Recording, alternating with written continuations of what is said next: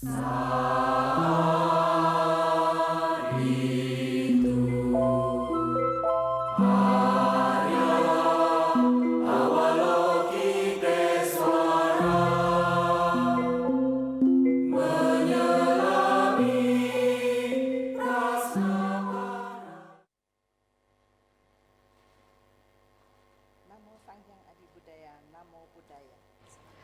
siang, jumpa kembali dengan kami Majelis Budayana Indonesia Provinsi Sumatera Utara dalam acara Mimbar Agama Buddha. Hari ini berkat kerjasama Lembaga Medcom dan Lembaga Kepanditiaan Pengurus Daerah Majelis Budayana Indonesia Provinsi Sumatera Utara. Kali ini kita akan membahas tentang persepsi agama Buddha terhadap wanita. Saya, Sirus Arifin, 60 menit ke depan akan menemani Anda dengan hadirnya seorang wanita narasumber kita yang luar biasa. Beliau adalah seorang ibu rumah tangga, guru agama Buddha, dosen di Sekolah Tinggi Ilmu Agama Buddha Bodhidharma, juga seorang pandita, dan beliau juga seorang penulis dan banyak sekali aktivitas lainnya. Prestasi beliau salah satunya adalah pernah menang dalam khotbah Dharma dalam versi bahasa Inggris. Sekarang beliau sedang duduk kuliah di S3. Mari kita temui ibu ini, Ibu Upasika Pandita Pariyati Sasana Winja Kumara, Sarjana Pendidikan Master Pendidikan, yang biasa disapa dengan Miss Win. Miss Win, selamat siang, Namo Buddhaya. Namo Buddhaya. Apa kabar Miss Win? Baik? Baik-baik saja, terima kasih Ibu. Ibu bagaimana? Oh, baik, bahagia. Seperti biasa ya Miss Win, di bulan April ini kita pasti akan berbicara tentang yang namanya sosok seorang Ibu Kartini. Ya, sebagai wanita tentu tidak lepas dari hal ini ya. Menurut Ibu, sebenarnya wanita itu bagaimana ya Bu ya? Baik, terima kasih Ibu. Terima kasih kepada semua. Selamat jumpa dengan kami kembali. Izinkan saya menjawab pertanyaan ini. Kalau kita tilik dari Kamus Besar Bahasa Indonesia, kata wanita itu sendiri berarti perempuan dewasa. Dalam hal ini kita harus memahami, tentu kedewasaan ini bukan hanya sebatas proses perkembangan tubuh saja, tapi di situ ada proses-proses perkembangan daripada etika, moral. Apapun jenis definisi dan artinya, menurut saya perempuan itu adalah hebat. Saya rasa begitu Ibu. Wah, saya jadi bangga Bu. Ya. Sebagai seorang wanita, kita jadi harus bangga ya. Jadi bagaimana perspektif ajaran Buddha terhadap wanita menurut Ibu? Baik Ibu, kalau di dalam ajaran Buddha, di sana Buddha mengangkat ya kodrat ataupun Buddha menolak tentang terjadinya diskriminasi terhadap wanita. Dalam hal ini kita bisa lihat dalam Sutta Nipata 610, di sana Buddha mengatakan bahwasanya menolak terjadinya diskriminasi terhadap kesetaraan, derajat, ya, gender, harkat, martabat yang terjadi pada manusia, baik itu mungkin dari keturunannya ataupun dari kelahirannya.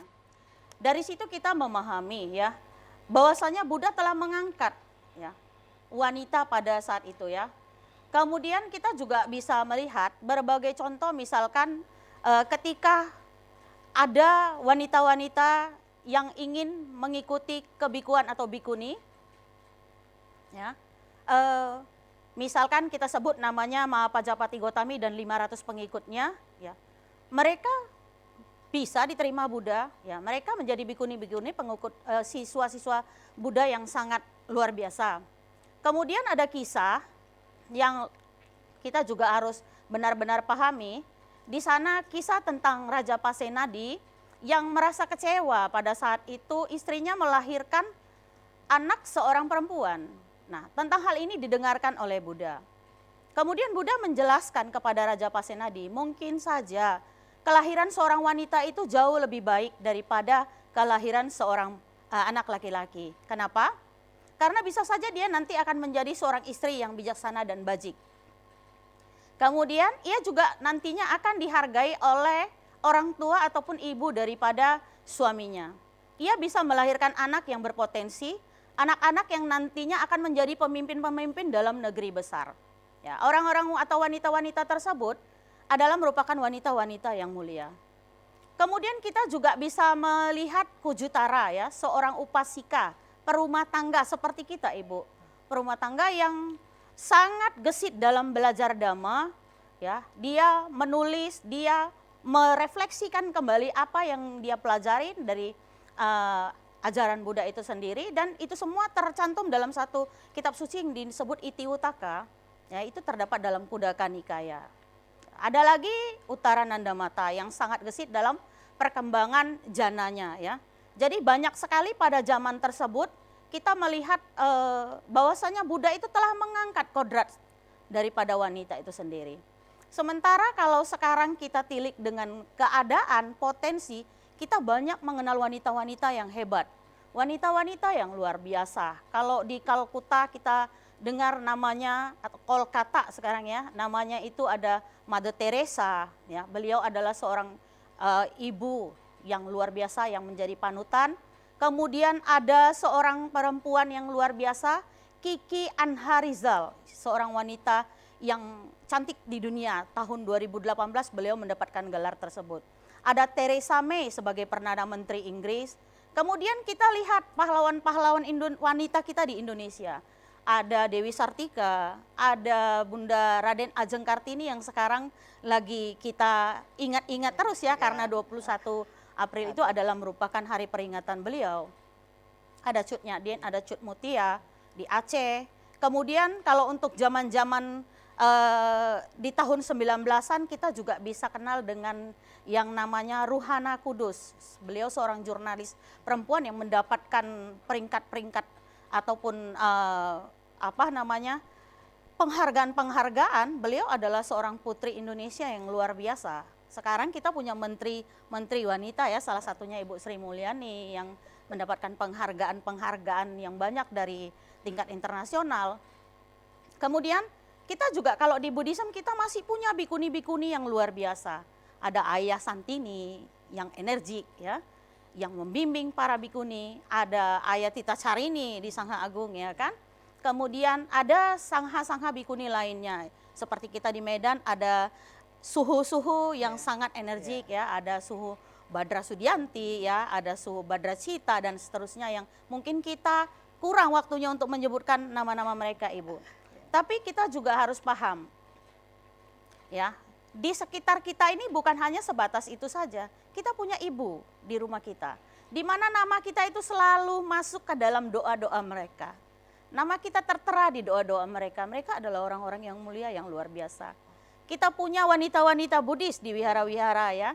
Kita punya para dokter, kita punya para guru-guru agama yang berjenis kelamin perempuan itu loh Ibu. Jadi sangat luar biasa sekali perkembangan agama Buddha itu sendiri. Saya rasa seperti itu Ibu. Hebat sekali ya Kak. Jadi kita jadi wanita juga kita harus berbangga, kita juga harus menjadi panutan bagi generasi penerus ya tentunya ya Bu ya. Tapi kalau diteliti, dilihat-lihat gini Bu, menurut Ibu ada nggak rohanian, tadi Ibu bilang ada suhu, ada ayah, terus ada biku, mungkin ada sangha ya. Itu ada nggak perbedaan secara sila mereka itu antara rohaniawan yang namanya dibilang yang pria dan wanita seperti sangha dan ya mungkin di ayah ya gitu ya. Kalau di biku bikuni gitu. Menurut Ibu itu ada nggak perbedaannya? Karena kan secara kodrat kan wanita dan pria itu berbeda ya. Tentu ada sila-sila yang lain yang harus diikuti oleh seorang perempuan. Ya, seorang biku mengikuti 227 sila, seorang bikuni mengikuti 300 sekian sila Wah, ya. berarti luar biasa ya kita ya. Ada beberapa sila yang memang itu memang dijalankan oleh perempuan. Oh, Saya gitu. rasa untuk lebih meningkatkan pengetahuan kita, ada baiknya sekali-sekali kita juga mengajak para bikuni untuk nimbrung dan untuk bersama-sama di sini, Oh Bu. ya, Iya. pasti akan diundang ya. Terus kalau menurut Ibu, kita tadi Ibu bilang kita wanita kan sangat luar biasa, semuanya sangat hebat ya. Jadi kenapa secara masyarakat awam dibilang bahwa terlahir sebagai wanita ada sebuah karma buruk? Bagaimana pandangan Ibu mengenai Iya, hal ini? dulu memang banyak sekali bahasa-bahasa seperti itu ya. Tapi kita juga harus memahami kembali ya, kelahiran seseorang itu kita tidak bisa tilik daripada karma buruk atau karma baiknya. Semua punya potensi masing-masing. Semua punya visi dan misi masing-masing untuk menjalankan hidupnya demi mencapai yang kalau kita sebut dalam agama Buddha kesadaran itu sendiri. Nah, bagaimana kita bisa mengatakan seorang wanita itu karena karma buruk? Rasanya kayaknya pandangan itu keliru sekali. Apakah kita juga menganggap ibu kita sebagai orang yang berasal dari karma buruk, sementara ia adalah sosok orang yang sangat penting dalam hidup kita, memberikan potensi-potensi kehidupan kepada kita, mendoakan kita, ya. Sementara mungkin yang dari pendidikan mereka memberikan ilmu pengetahuan kepada kita, ya. Kemudian mengharumkan nama bangsa kita. Bagaimana kita mengatakan pandangan-pandangan yang keliru itu terus-menerus, ya. Kita harus bisa mulai merubah potensi pola pandang kita. Ya. Tidak boleh seperti zaman dahulu. Zaman dahulu Ibu, kalau di India sana dulu ya, masa India kuno, ketika seorang suami meninggal, itu istrinya itu sangat mengalami diskriminasi. Ya. Artinya begini, misalkan contoh, ketika meninggal mereka tidak boleh melakukan ritual-ritual kebahagiaan. Bahkan ada juga yang mengalami mungkin harus sama-sama dibakar dengan suaminya. Itu juga tidak terjadi di kita saja, di India. Tapi di China, di masa dinasti Shang juga itu terjadi. Anak perempuan kalau lahir tuh kakinya diikat supaya kecil. Karena katanya laki-laki senang dengan kaki yang kecil, bukan kaki yang besar. Jadi artinya diskriminasi ini terjadi di mana-mana. Sekarang lambat laun diskriminasi itu sudah mulai pudar. Tapi kita sebagai agama Buddha yang memahami tentang ajaran Buddha, di mana Buddha sendiri mengangkat harkat dan martabat perempuan itu sendiri, saya rasa tidak cocok lagi buat kita mengatakan hal seperti itu, Ibu. Wah, luar biasa ya Permisa semua ya, kita hari ini bincang-bincang ya. Saat sekarang ini kita break sebentar, karena adik kita Aurea Wianto akan membawakan sebuah lagu Harumnya Kebajikan ciptaan Joki.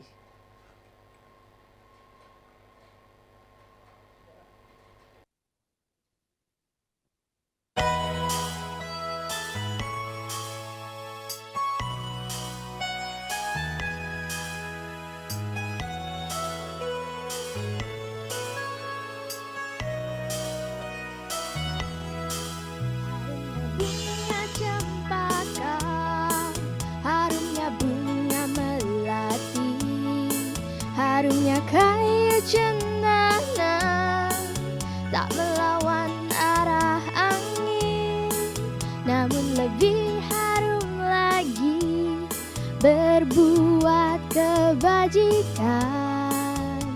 Harum kebajikan menyebar sampai surga. Wahai kawan, kawanku kendalikan ucapan, jauhkanlah dari semua dusta. Wahai kawan, kawanku kendalikan pikiran, jauhkanlah dari semua noda. Walau seseorang hidup 100 tahun lamanya, namun dengan sifat buruk, batin tiada terkendali. Sesungguhnya lebih baik kehidupan sehari, namun penuh cinta, hidup tiada tercela. Wahai kawan, kawanku kendalikan ucapan, jauhkanlah dari semua dusta. Wahai kawan, kawanku kendalikan pikiran, jauhkanlah dari semua noda.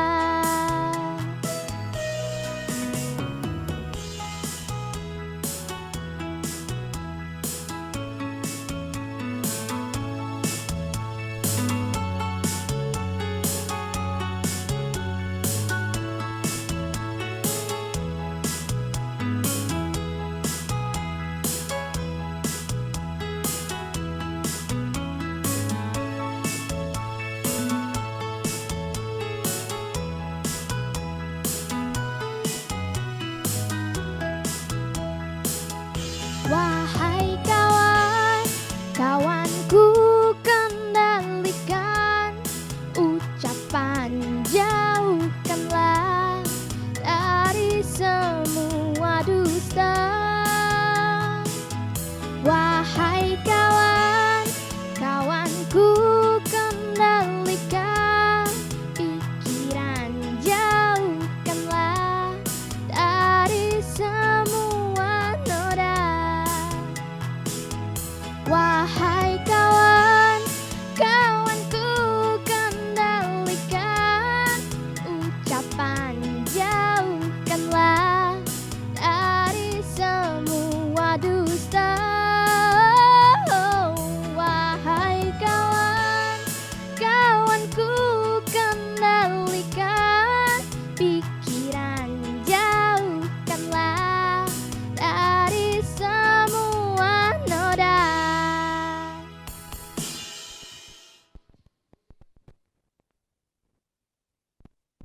Bhagavati Prasna Paramita.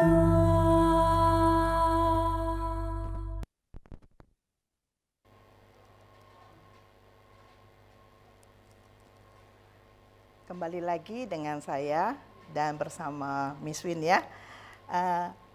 Tadi kita udah mendengar banyak tentang wanita-wanita yang luar biasa dari masa lampau sampai masa kini ya. Mungkin dari para permisa ada yang ingin bertanya, kita juga ada telepon interaktif di nomor 0811 6100 386. Sekali lagi saya sebutkan telepon interaktif 0811 610 386 ya. Boleh silakan bertanya kepada Miss Win. Baiklah, sementara menunggu pertanyaan mungkin yang ada, saya ingin sedikit bertanya. Jadi menurut Miss Win, sekarang kita sebagai wanita-wanita modern saat ini ya, apalagi generasi sekarang kita masuk generasi Z lah dan generasi lain sebagainya ya, di mana digital juga sudah luar biasa ya. Menurut Ibu bagaimana sebagai seorang wanita Buddhis ya, wanita yang maksudnya beragama Buddha, ya, ada enggak kayak bagaimana cara mereka menjalani kehidupan ini agar dia bisa berjalan sesuai dharma? Baik Ibu, ya kita sebagai umat Buddhis, kita sudah dibekali dengan sila, aturan moral yang memang wajib kita jalankan ada 5 ya, kita sebut Pancasila. Kita berpatokan ke sana. Kemudian selain kita menjalankan aturan moral kita sehari-hari sebagai perumah tangga, kita juga telah dibekali dengan yang namanya Sigalowada Sutta. Di sana ada hak dan kewajiban manusia bagaimana menjalankan kehidupannya. Misalkan sebagai seorang anak perempuan apa yang harus dijalankannya, atau sebagai seorang anak kita bilang secara umum apa yang harus dijalankan kepada orang tua. Tentu ya kita bertanggung jawab untuk menjaga nama baik orang tua ya.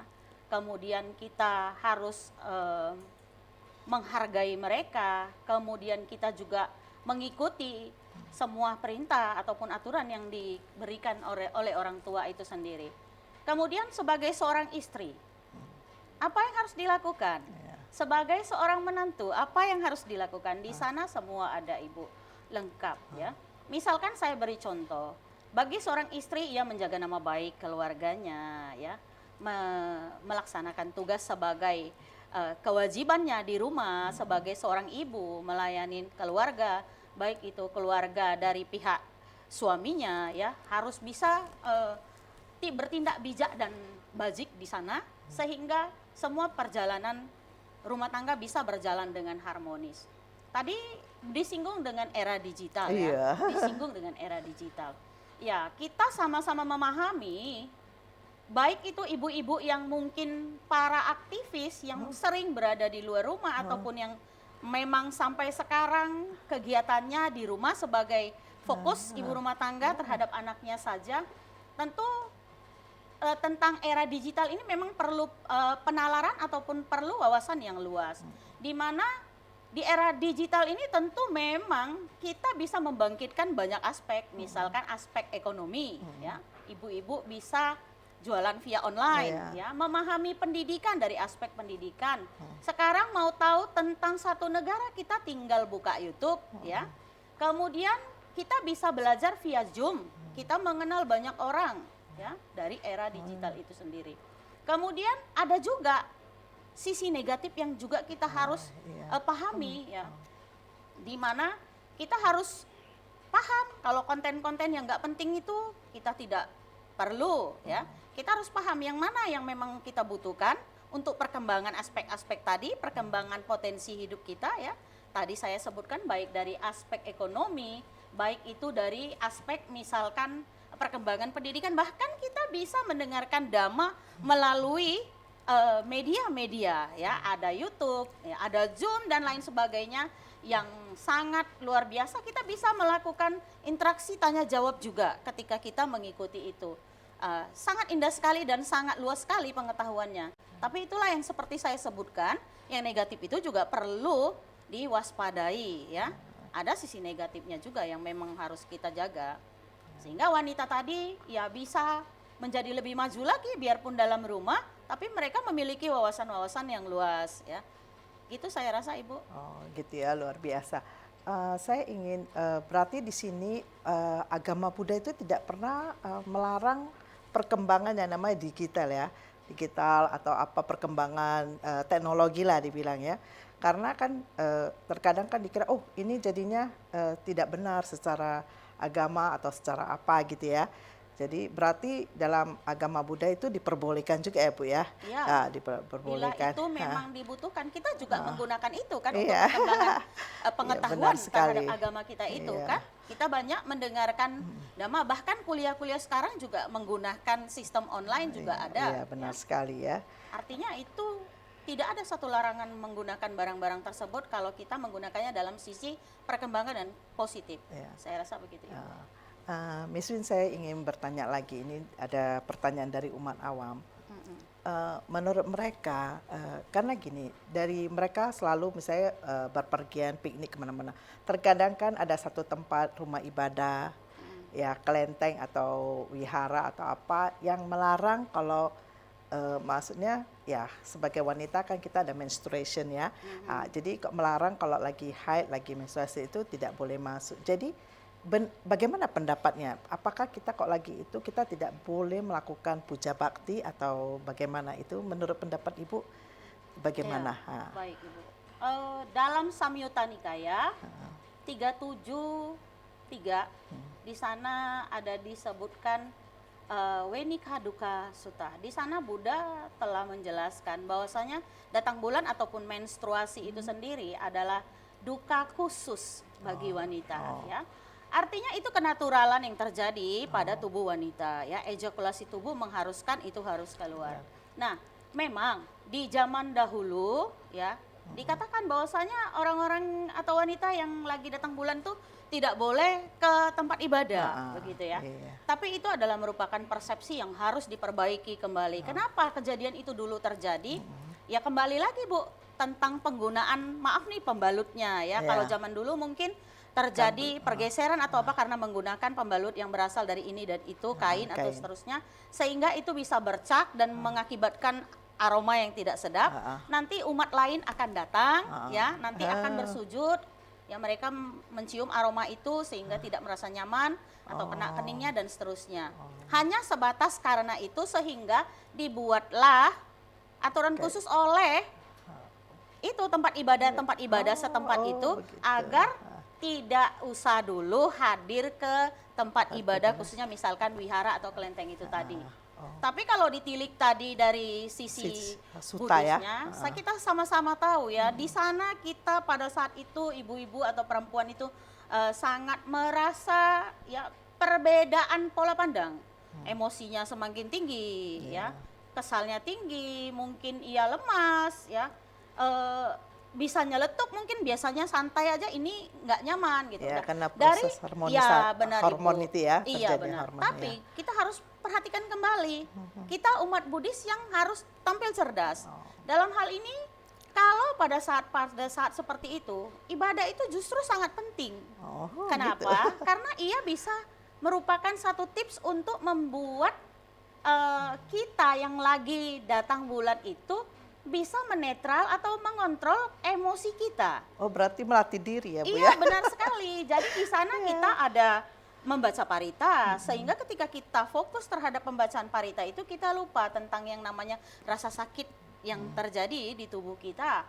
Mungkin kita emosi-emosi, tapi ketika kita bermeditasi, kita bisa menenangkan pikiran kita kembali. Artinya ibadah itu penting pada saat perempuan mengalami hal seperti itu, ya. Luar biasa. Apalagi ditambah sekarang sudah modern dengan berbagai jenis pembalut yang serba bagus. Iya. Ya, seperti itu, Ibu. Oh ya, ya mungkin ini salah satu yang belum pernah kita tahu ya, ternyata luar biasa sekali ya. Udah itu ada lagi yang bertanya ini, boleh nggak? Maksudnya kan ada kamar suami istri ya, kalau kecuali kita kamar sendiri ya tinggal sendiri. Kalau kamar suami istri bolehkah kita melakukan misalnya seperti meditasi atau sebelum tidur kadang-kadang kita mau meditasi atau sedikit baca parita, itu diperbolehkan nggak ya menurut Miss Win gitu? Ya, kalau saya ditanya, kita harus perhatikan kembali apa tujuan meditasi sebenarnya. Meditasi itu untuk mendapatkan ketenangan. Ya. Ketenangan itu didapatkan tentu di tempat yang memang kita rasa nyaman. Jika kita rasa nyaman di tempat ataupun kita bilanglah di kamar kita yang kita tempati dengan suami kita, dan kita bisa fokus di sana, why not, Bu? Ya, kenapa tidak? Artinya di sana kita bisa melakukan meditasi, kita mendapatkan ketenangan itu, ya kita bisa melakukan proses meditasi itu dengan baik. Tidak ada satu larangan bahwa di kamar tidak boleh gitu ya. Kita juga perlu tahu ya.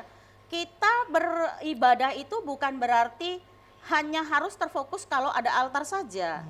Kita bisa melakukannya, misalkan kita keluar kota atau kita tinggal di sebuah hotel, di sana tidak ada altar Buddha. Bagaimana? Apakah kita libur untuk beribadahnya? Kan tidak, bukan? Iya, benar Tentu sekali. kita bisa melakukannya di kamar, mungkin dengan merenungkan berbagai renungan-renungan tentang Buddha, renungan tentang Dhamma, ya. Kita bisa melakukan pembacaan parita untuk menumbuh kembangkan keyakinan kita dan seterusnya. Seperti itu, Ibu.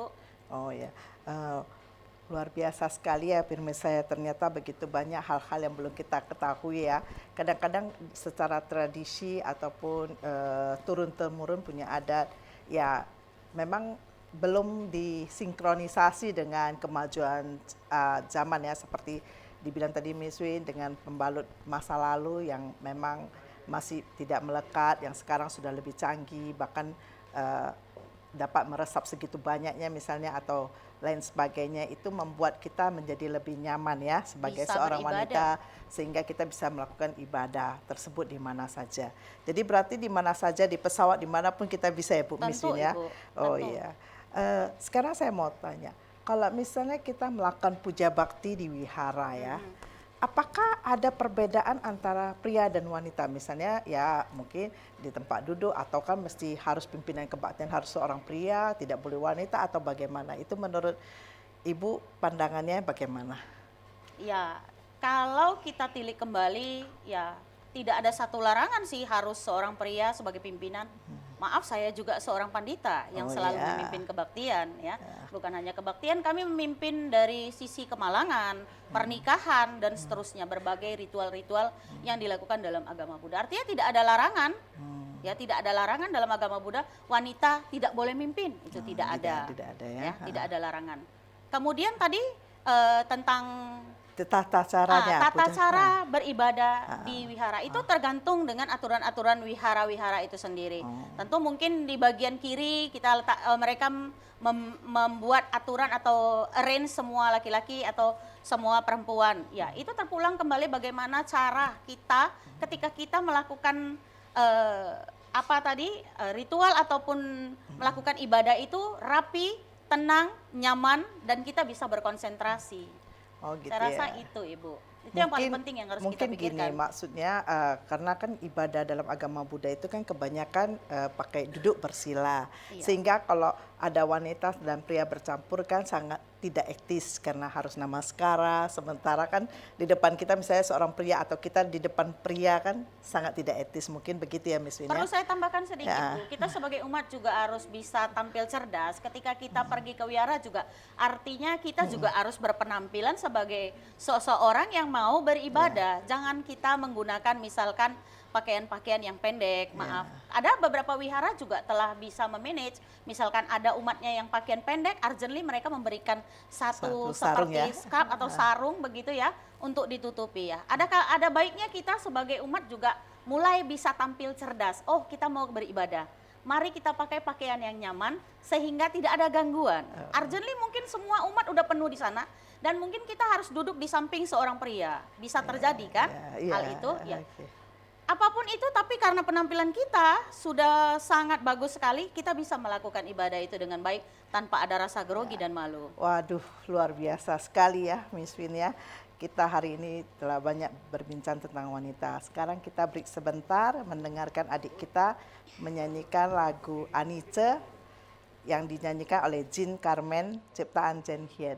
Kami persilakan.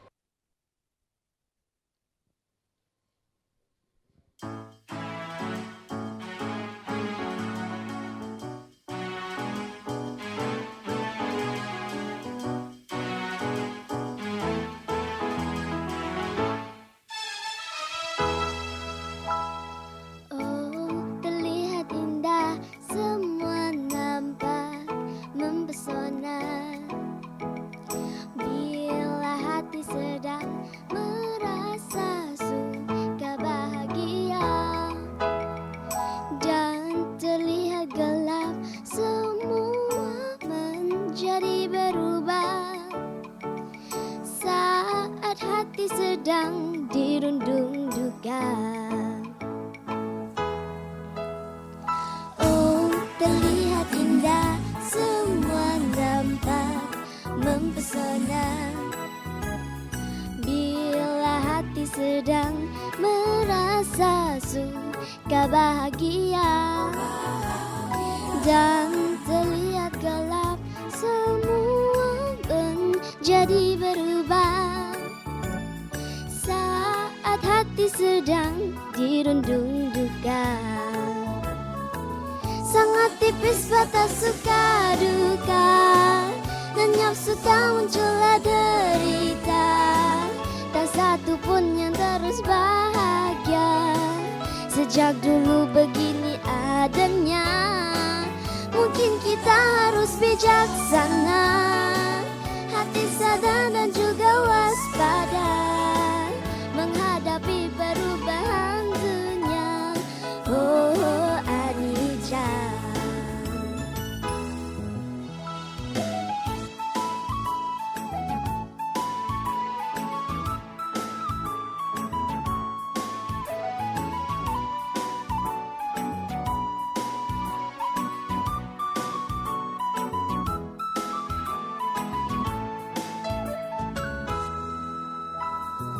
Oh, terlihat indah, semua nampak mempesona.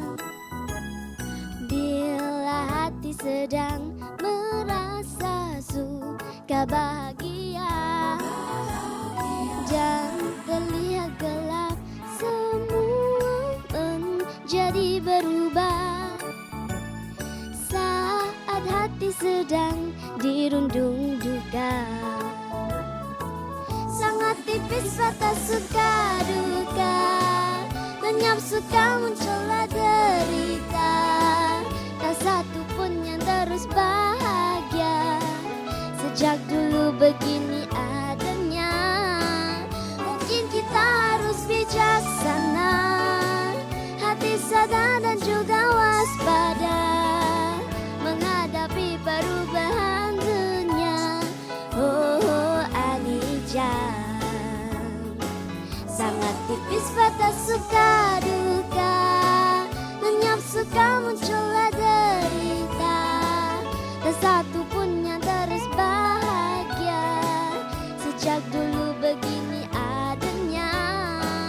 Mungkin kita harus bijaksana, hati sadar dan juga waspada menghadapi perubahan dunia. Oh, Anijam. Sangat tipis batas suka duka, lenyap suka muncullah derita. Tak satu pun yang terus bahagia, sejak dulu begini adanya. Mungkin kita harus bijaksana. Bhagavati Prasna Paramita.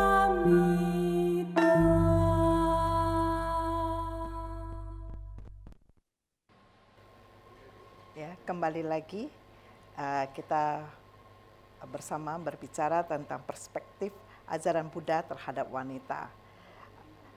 Masih dibuka kesempatan ya kepada penelpon interaktif di nomor 0811 6100 386. Sekali lagi 0811 610 0386. Ya.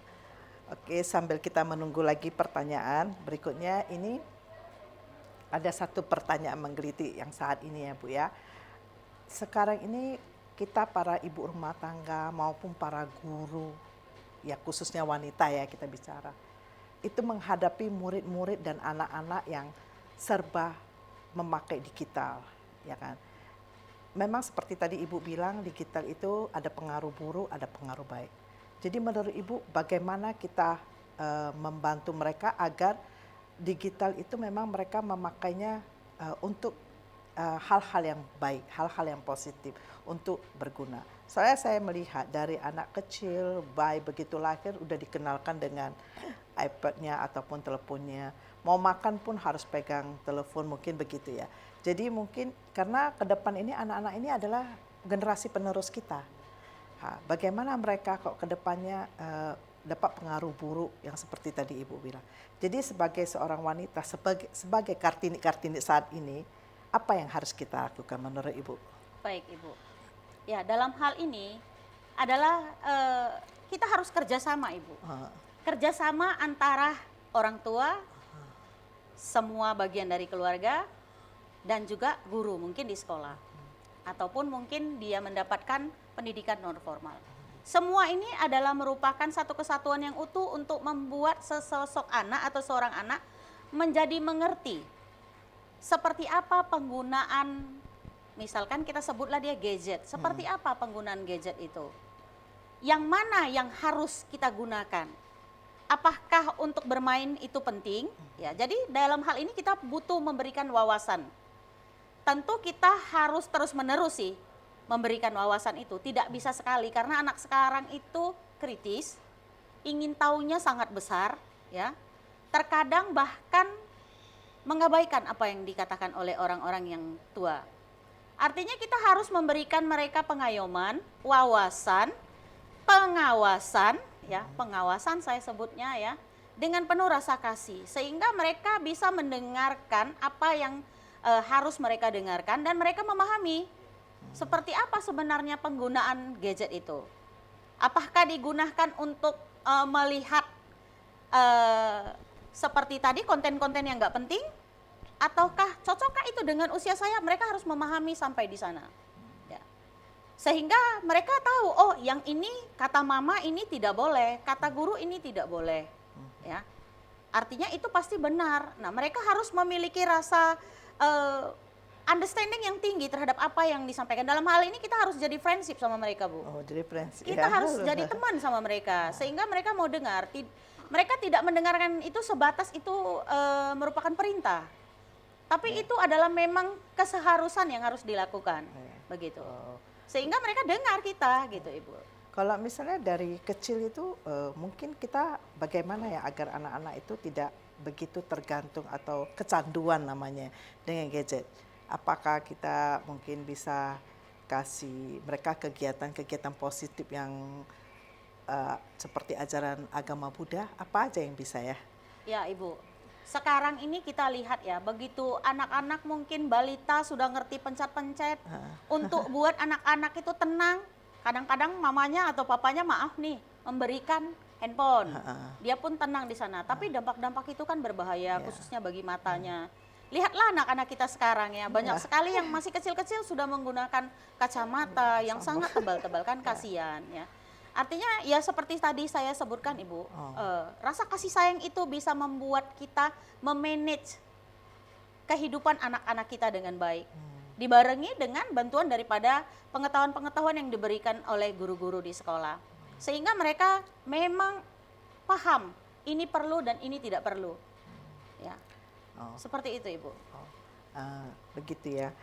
Sekarang halo, kalau misalnya ada yang telepon interaktif silakan ya di 08, masih ada waktu kita kurang lebih mungkin 5 menit ya. Untuk ikut aktif ya di 0811 6100 386 ya, silakan. Kita akan bertanya lagi mengenai apakah maksudnya di wihara itu ada nggak acara-acara yang membantu anak-anak muda sekarang supaya mereka juga paling enggak selama di wihara tidak menggunakan gadget misalnya dengan sekolah minggu atau bagaimana? Baik ada? sekali, pertanyaan itu bagus sekali, Ibu gimana? ya. Khususnya kita yang memahami tentang dunia wihara ya. Kita kan ibu-ibu yang sudah bukan zaman dulu lagi. Kita tahu, oh, ada peluang-peluang baik yang ada di wihara.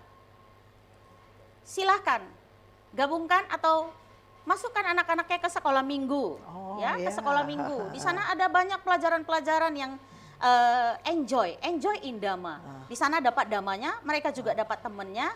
Mereka juga di sana bisa menikmati kehidupan bermain bersama dengan teman-temannya tanpa harus terus-terusan terikat ataupun terpengaruh dengan gadget itu. Di sana juga adalah merupakan tempat di mana membantu untuk memberikan pengertian tentang hal itu juga. Ya, guru-guru sekolah minggu pasti juga melarang siswa-siswanya untuk terus-terusan menggunakan gadget. Tentu akan diberikan bimbingan dan arahan. Ya, jadi ada nilai tambahannya, Bu. Bagus sekali itu. Silahkan ibu-ibu semua gabungkan anak-anaknya ke sekolah minggu di wihara-wihara terdekat ya. Ada banyak ilmu pengetahuan di sana. Karena saya melihat ibu-ibu kita yang ya terutama Buddhis mungkin mereka belum memahami persis ya. Mereka juga tidak mengerti apa manfaat dari sekolah minggu Buddhis. Mungkin ada yang kita kan ada yang sekolah minggu Buddhis yang kecil, ada yang gede ya, ada yang besar. Maksudnya dari TK sampai kelas 3 SD, mungkin dari 3 SD sampai tamat SMP apa SMA, mungkin ada pemuda-pemudinya. Mungkin Ibu Miss Winja bisa kasih sedikit tips itu apa-apa saja kegiatan-kegiatan mereka sehingga membuat para ibu tertarik sehingga bisa membantu generasi penerus bangsa kita menjadi lebih baik. Ya, paling pertama Ibu kita harus memberikan wawasan tentang sekolah minggu itu tentunya. Seperti sehari-hari mereka sudah sangat lelah sekali belajar di sekolah. Ya, ada banyak kegiatan pelajaran sekolah yang mungkin membuat mereka jenuh. Tapi kita juga harus paham di sekolah minggu itu ada banyak kegiatan-kegiatan yang membangkitkan semangat mereka. Di sekolah minggu itu bukan hanya sebatas belajar tentang agama saja, ya. Di sana ada belajar keterampilan, seni, ya. Kalau kami di wihara kami ada malahan pembelajaran seni musik India, ya. Jadi apa hobi anak-anak itu bisa disalurkan, ya. Baik mungkin dia senang menyanyi, mungkin dia senang melukis. Di sana banyak pelajaran-pelajaran dan disesuaikan dengan usia beserta kelas masing-masing yang diseimbangkan di sekolah. Misalkan dia kelas 1, kita masukkan dia di kelompok anak-anak yang grup pertama ya kelas 1 begitu. 1, 2, 3 begitu. Jadi pelajaran-pelajarannya juga diseimbangkan dengan pelajaran-pelajaran sekolah. Sehingga mereka tidak terlalu sulit ketika mereka mendapatkan pelajaran agama di sekolah. Itu luar menjadi suatu biasa. keringanan buat Iya. mereka. Oh, sudah belajar aku di sekolah minggu, seperti itu Ibu. Baiklah Miss Win, mungkin ini udah pertanyaan terakhir ya. Kita udah berbincang-bincang dengan sangat enjoy, sangat kita nikmati, dan mungkin terakhir mungkin Miss Win bisa kasih sedikit tips hasil bincang-bincang kita siang ini buat para wanita Buddhis secara khusus maupun para wanita-wanita hebat di luar sana. Mungkin Bu silakan. Baik, terima kasih Ibu. Ya, saya menghimbau, mengajak bersama semua kaum wanita, ya, baik itu mungkin masih teenager, ya, menuju ke dewasa, menuju ke tua seperti kita, ibu-ibu, ya. Mari sama-sama kita meneladani, ya, para tokoh-tokoh ibu terdahulu, tokoh-tokoh wanita terdahulu. Ya, mari kita sama-sama membuat kemajuan buat diri kita, buat anak-anak kita juga maju dikarenakan kita, ya, dikarenakan wanita itu sendiri. Kita semua memiliki potensi itu. Kita bisa belajar dari mungkin dari sisi formal ataupun non formal. Pendidikan itu bukan berarti hanya berasal dari formal saja. Jadi ibu-ibu semua boleh memajukan potensi kehidupannya. Mari kita selamatkan kehidupan generasi muda dengan tangan-tangan kita. Jadikan tangan-tangan kita ini bermanfaat untuk mereka. Ayo kita terus maju, ya. Maju wanita-wanita Buddhis, maju juga wanita-wanita seluruh Indonesia. Buat diri kita menjadi bangga, buat bangsa kita juga menjadi bangga. Ya, luar biasa sekali ya Bu ya. Terima kasih Bu Miss Win, Bu Winja Kumari ya, atas waktu dan kesediaannya sudah berbagi wawasan, inspirasi bagi kita semua. Dan tidak terasa 1 jam kita sudah bersama. Semoga apa yang kita bicarakan dapat memberi manfaat dan menambah wawasan kita semua tentang ajaran Buddha, khususnya menjalani kehidupan sebagai wanita. Sabe sata bawantu sekitata. Semoga semua makhluk hidup berbahagia. Sadu, sadu, sadu.